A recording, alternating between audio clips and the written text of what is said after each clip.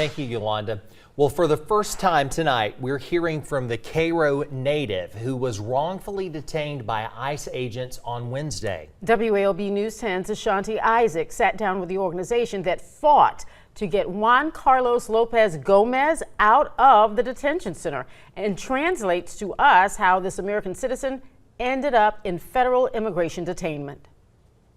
Juan Carlos Lopez Gomez was born right here in the city of Cairo, and then this week on his way to work he was wrongfully detained by ICE agents, and now a community is rallying together to ensure that that never happens again.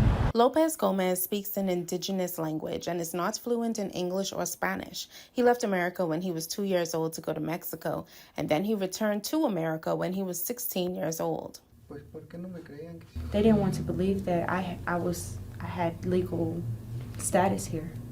They told me that they were going to deport me. Gomez was a passenger in a car when the driver was pulled over by Florida Highway Patrol in Tallahassee on Wednesday, April 16th.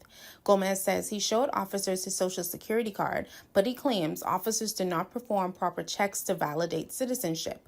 According to Sylvia Salgado, who is a part of the organization that worked to get Gomez free, Gomez was charged with being an undocumented alien in the state of Florida. There was no logic in that charge because it does not apply to him. He is not a undocumented alien. He is a born USA citizen. Do you think that it was racial profiling that caused this situation?